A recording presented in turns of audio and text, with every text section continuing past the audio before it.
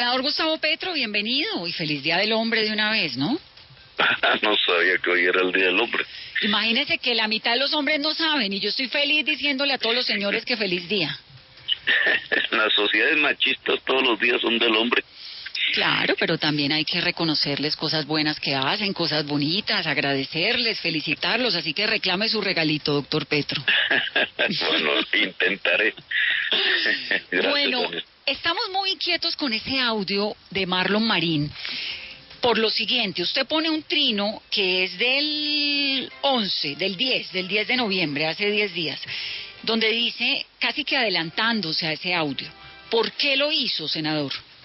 Porque lo conocí, obviamente, ¿no? Eso fue el día siguiente a cuando pues hicieron públicas en algún informe periodístico la existencia de las 24.000 horas de grabación.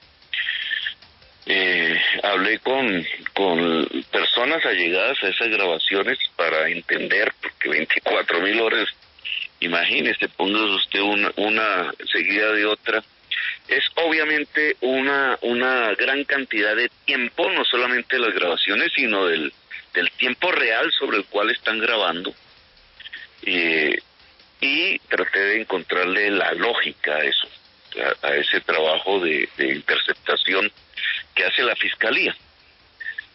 Y algunas personas ya las han oído todas.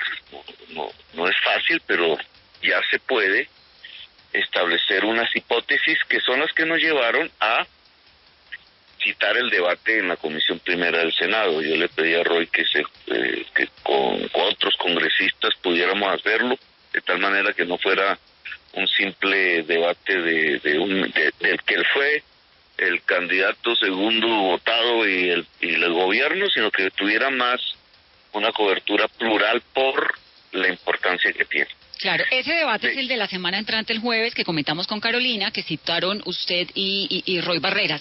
Pero regresemos al audio y a su trino. ¿Por qué se sintió aludido? ¿Por qué escucha usted una conversación donde un tipo como Marlon Marín está hablando con un supuesto narcotraficante mexicano, que estoy de acuerdo con usted, pues más mexicana soy yo, ¿no? Y dicen, hay una plata para una candidatura y hablan de apoyar una candidatura, ¿y usted por qué se siente aludido? Bueno, te voy a dar un contexto, porque si no, no se va a entender bien. Esas 24.000 horas tienen unas lógicas. Ustedes ya han detallado en la emisora el tipo de personaje del que hablamos. Marlon Marín es un rebuscador, un estafador, un corrupto, un hablacarreta, un mujeriego. Tiene 5 mujeres en las grabaciones, una de ellas menor de edad. Varios matrimonios con hijos al mismo tiempo. Bueno, digamos, es un personaje de esos que uno de vez en cuando se encuentra en la vida real, un vividor. Él está robando plata en un tema de salud hace unos años, y ahí lo pesca la Fiscalía, digamos, ahí encuentra la Fiscalía los primeros indicios de que está ante un delincuente estafador, que es lo que es. Pero en el camino se dan cuenta que además de eso, además de esa personalidad, pues es sobrino de Iván Márquez, y que parte de su estafa tiene que ver con que utiliza la relación familiar para decir que tiene contactos en la FARC de la más alto nivel, etcétera, buscando sacar plata. Lo mismo hace respecto a funcionarios del gobierno en este momento metidos en el proceso de paz, y realmente se roba plata. Dineros que son dineros de la paz, digamos. Iván Márquez lo descubre, y hay altercados incluso en las grabaciones entre Iván Márquez y el señor. Es decir, Iván Márquez logra darse cuenta que el señor, el sobrino de él, es un vividor. Bueno, Doctor Petro, esa ¿sabe es que una primera fase. Sí, Permítame entrar a la... Sí, pero a la antes de que entre a la segunda, me sorprenden esos adjetivos para hablar de Marín. Ladrón, mujeriego. ¿Lo conocía usted? No, es lo que sale en las grabaciones, es que yo las he oído. Bien, pero en ninguna parte de las 24.000 horas encuentro que sea mujeriego, ladrón, no sé, embaucador seguro. Sí, sí, también hay unas grabaciones donde se muestra su relación múltiple con varias señoras, pues obviamente, y una de ellas es menor de edad, y con dos de ellas tiene hijos. Pero digamos, eso es un aspecto de su vida personal. El tema central de las grabaciones es la personalidad de él. La personalidad de él es la de un estafador profesional, además, no se dedica a eso, no lo hace de vez en cuando, vive de eso. Bueno, entro a la segunda fase. Cuando la fiscalía se da cuenta del personaje que tiene en sus manos, en lugar de perseguirlo judicialmente por sus delitos, etcétera, lo usa, lo pone a su servicio. Esa decisión tuvo que ser tomada en el más alto nivel de la fiscalía, porque pone al servicio de la fiscalía a un estafador, a un delincuente, pero por su relación con Iván Márquez, es decir, por el hecho de que está metido en el núcleo familiar y seguramente con algunos contactos con las FARC, que en ese momento pues estaban en la negociación con el gobierno de Santos, que ha hecho a nombre de las FARC relaciones con funcionarios de la Presidencia de la República de ese momento. Y entonces el señor Marlon Marlín empieza a trabajar con la fiscalía. Y aquí es donde ya empieza pues lo más truculento y el centro mismo del debate. Él está trabajando con la fiscalía. ¿Cuál es la prueba de eso? Que en una de las negociaciones que montan con la DEA, no con los carteles, sino con la DEA, la fiscalía sabe que está trabajando con la DEA, pero necesitan poner 5 kilos de cocaína para hacer una trampa. Y quien da la cocaína es la fiscalía. De las incautaciones que hace, ellos embodegan parte de eso para hacer ese tipo de entrampamientos. Y le entrega a la fiscalía a Marlon Marín le entrega 5 kilos de cocaína para poner una trampa. Esa es la prueba reina, digamos, del trabajo. ¿Para quién era la trampa? Pues para Santrich. En realidad no era para Santrich, era para su tío, para Iván Márquez.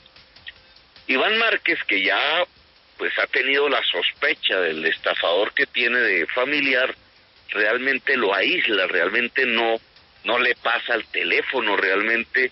Marlon Marín, ¿a qué se dedica en esta segunda fase? A pasarle al teléfono, a tratar por todos los medios de que el señor Iván Márquez hable por teléfono con los agentes de la DEA, que aparecen como si fueran miembros del carteles de México. Esa es toda su intención. Eso es lo que se llama un entrampamiento. Pero Iván Márquez no cae en esa trampa, por la no porque sepa lo que está pasando, sino por la desconfianza que ya tiene de su sobrino. Solo una vez cae en la trampa el señor Santrich, que no lo estaban buscando, sino que seguro estaba muy cerca de Marlon Marín y lo hizo pasar al teléfono.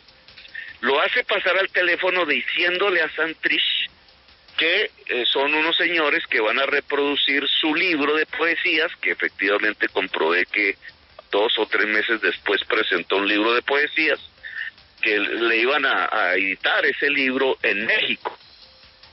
Y el otro pasa al teléfono y empieza a agradecerles porque van a hacer la edición de su libro. Se nota en la grabación que Santrich realmente se creyó el cuento, y los otros hablan como si estuvieran pues entrampándolo. Senador. No hablan directamente de droga ni nada de este estilo. Entonces, ¿qué es lo que está pasando? Que la Fiscalía con la DEA construyen la posibilidad, a través de esas conversaciones, de entrampar en un negocio de narcotráfico a estos señores, Iván Márquez y posteriormente a Santrich. Son Senador mentiras. Petro, Eso se llama poner pruebas, sí.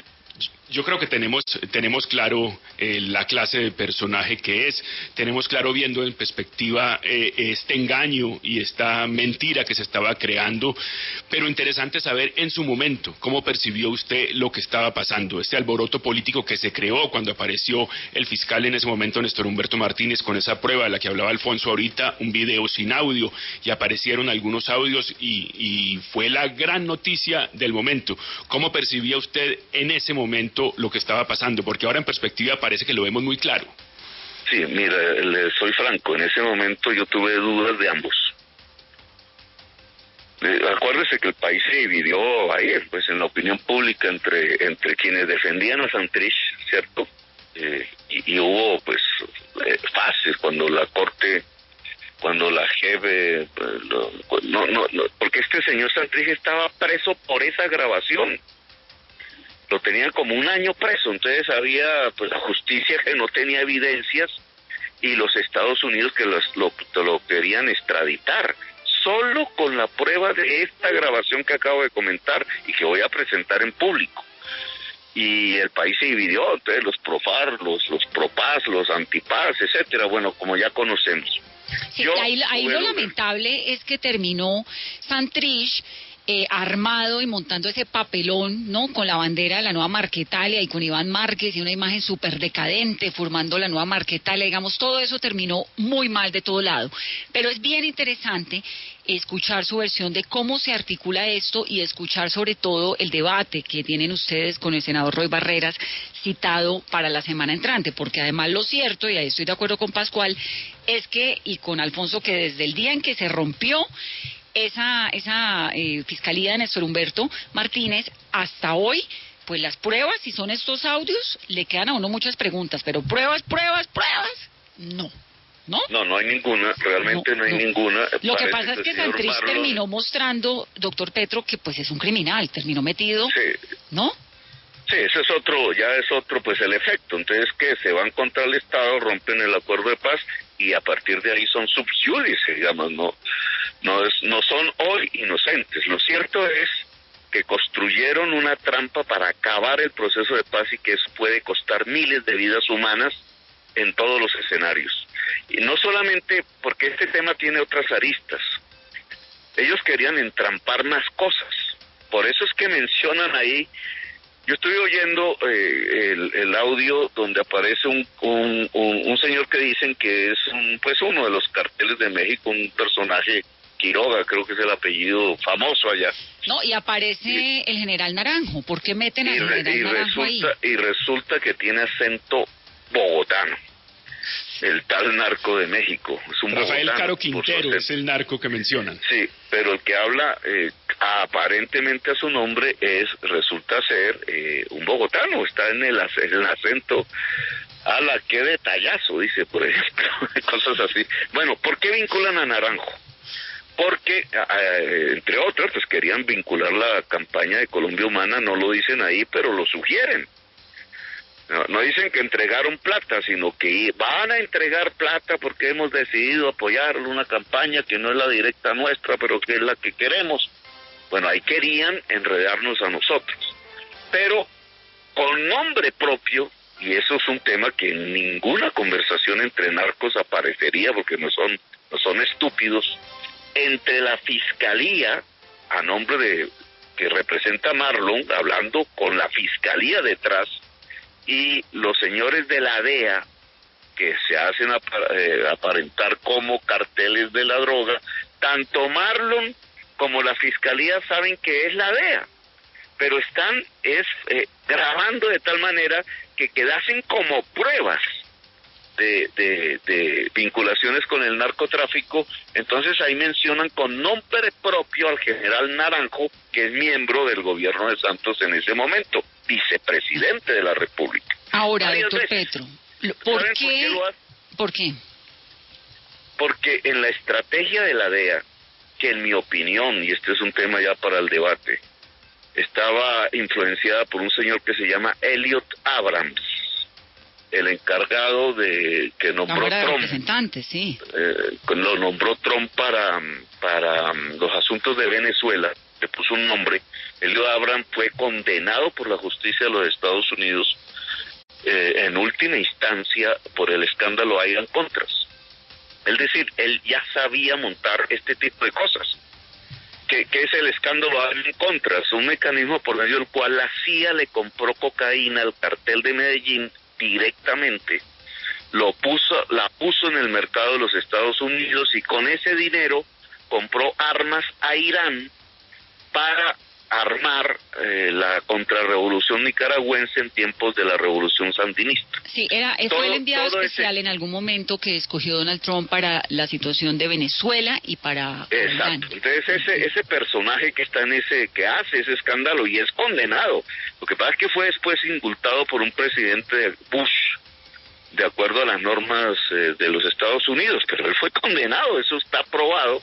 Entonces lo pone como delegado para Venezuela en el lío que hay, y todo indica que este personaje empezó a armar una operación similar con la DEA para tratar de asimilar a las FARC, que era la prueba reina, ¿cierto?, a través de Márquez y de Santrich, y a Naranjo con el cartel de los soles en Venezuela y meter a Maduro en el paseo. Doctor Petro, esta estrategia iba en contra de lo que hay en Venezuela, del señor Maduro, etcétera. Era una estrategia montada por Elliot Abrams que no se le pasó por la cabeza ni le dio remordimiento poner en peligro todo el proceso de paz de Colombia, como efectivamente lo puso. Doctor Petro, poner en peligro gente como Naranjo y destruir lo que era una esperanza en Colombia, que era ese acuerdo de paz hecho entre la FARC. Ahora, ¿usted por qué defiende tanto a las FARC? No, yo nunca la he defendido, además. Es más, yo dije en el trino que cuando el asesinato de Álvaro Gómez, en el momento en que ellos lo confiesan, que también intentaron asesinar a Navarro. El uribismo va a tratar de hacer que este debate aparezca como una defensa de la FARC, ¿no? Aquí lo que estamos mostrando es la bellaquería, la degradación a la que llegó el fiscal Néstor Humberto Martínez para acabar el proceso de paz en Colombia. El proceso de paz no es de las FARC, el proceso de paz es de Colombia, de la gente que puede morir en la guerra. Sí. La FARC, Petro, el señor Santrich y el señor Iván Márquez son unos estúpidos de aquí hasta la Candelaria, lo quiero decir, y no tenían ninguna valoración sobre la importancia de la paz para el pueblo colombiano, porque en medio de esa trampa que indudablemente les ponen, su reacción, en vez de haber tenido la resistencia de la paz, como lo hizo Mandela en su momento, como lo hizo el M-19 cuando le asesinaron a Carlos Pizarro, su reacción inmediata fue echar por las petacas todo lo que se había hecho e irse a las armas, a un enredo que hoy nos va a costar muchísimas vidas.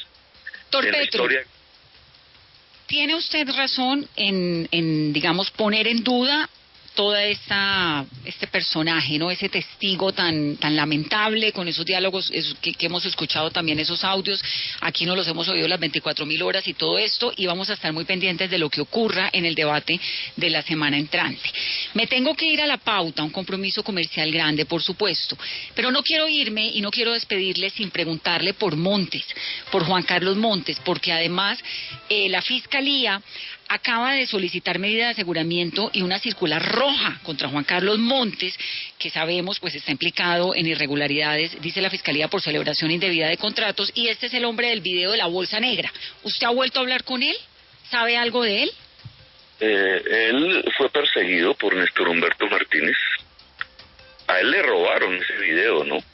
Esa es la realidad. Y sus hijas fueron amenazadas cuando se dio a su publicidad. En ese momento fue un hecho público. Entonces ellos salieron del país. Es un perseguido de Néstor Humberto Martínez. Porque el dinero, y así ya está aprobado en la Corte Suprema de Justicia, el dinero famoso, pues lo puso una persona legal, digamos, que gana de eso y que él mismo aceptó bajo gravedad de juramento, pues las razones y el por qué son 20 millones de pesos en efectivo, no es una gran cantidad, y lo hizo pensando en apoyar una actividad para sacar un periódico, eso fue todo. El video lo tenía él guardado, por alguna razón grabó eso, él mismo, en el señor Montes. Lo guardó en su computador y de pronto apareció en manos de una congresista del Senado. Pero Nosotros creemos que... No, eso todos lo sabemos, pero más allá de que la Fiscalía amenazó o no, sacaron a Montes de la casa, sí, a él, él se fue y la hija se fue porque en alguna ocasión tuvimos la oportunidad de entrevistarla, pues lo cierto es que no nos ha quedado claro todavía, doctor Petro, la imagen de usted recibiendo una bolsa llena de plata. Pues sí, pues 20 millones, que no es que la reciba exactamente, pero digamos, en ese momento, año 2005, estamos hablando del año 2005, pues era el depósito que puso el señor Simón Vélez, que siempre maneja su dinero en efectivo, como se lo ha dicho antes y después del 2005 a numerosos periodistas. A Gustavo Gómez, aquí se lo dijo en una entrevista. Simón Vélez es un arquitecto de talla mundial, porque lo es, digamos, es una de las grandes figuras colombianas en esa materia, que es la arquitectura de la guadua. Y por alguna razón de él, que no es mía, ni porque yo mismo lo digo, porque el video fue presentado sin audio, ¿no?, en el Congreso. Pero si usted oye el audio, yo mismo estoy diciendo, ¿y por qué no consignan la plata en una cuenta? ¿Y por qué billetes de 5,000? Lo digo en el video. La razón no es otra, sino que ese señor, por las razones de él, tiene la costumbre de hacer sus negocios de arquitectura, etcétera, en efectivo, y no le gusta tener Vélez, cuenta. que además le dio esa entrevista aquí a Gustavo Gómez en Caracol Radio y le dijo eso que está diciendo usted, pero ¿por qué Montes no habla? Si lo que hizo no es ilícito, si le estaba dando una plata a su amigo que estaba siendo candidato en ese momento por el Partido Decentes, lo que pasa es que la bolsa de la plata, pues usted y yo sabemos que eso es muy feo, ¿por qué no habla? ¿Por qué está desaparecido? ¿Por qué no explica? En primer lugar, el hecho obviamente feo, la imagen. En segundo lugar, él sí habló, él fue 2 veces a la Fiscalía, dio declaración bajo gravedad de juramento, lo hizo a la Corte Suprema de Justicia bajo gravedad de juramento. Sus declaraciones están ahí y obviamente reposan en esos procesos. Él se va es por las amenazas a sus hijas y porque se da cuenta que la Fiscalía, este nuevo hecho que usted comenta, que yo no conozco, no es sobre este tema, es porque empiezan a indagar, como él fue funcionario público, a ver en dónde cometió algún tipo de error. Llegaron, y eso salió en la prensa, a vincularlo con este señor que García, creo que se llama, que se robó la plata de la Estatal, y lo trataron de vincular con él, y salió así en la prensa de manera pública. Y resulta que él fue funcionario en un tiempo muy anterior a cuando este personaje hizo transacciones con la entidad donde estaba, pero trataron de vincularlo, y así han buscado a ver cómo diablos hacen para tratar de ponerlo entre rejas, como hicieron con varios funcionarios míos. Pues todos libres, hoy todos están libres, porque en ningún caso la Fiscalía de Néstor Humberto pudo comprobar un solo hecho ilícito de parte de nosotros. Pues está con circular roja de la Interpol. A ver qué va a pasar cuando aparezca. Doctor Petro, usted sabe que le agradezco mucho siempre escucharlo. Es muy importante su voz. Gracias por estar aquí esta mañana en Caracol Radio. Gracias a usted y a sus oyentes. Gracias, doctor Petro.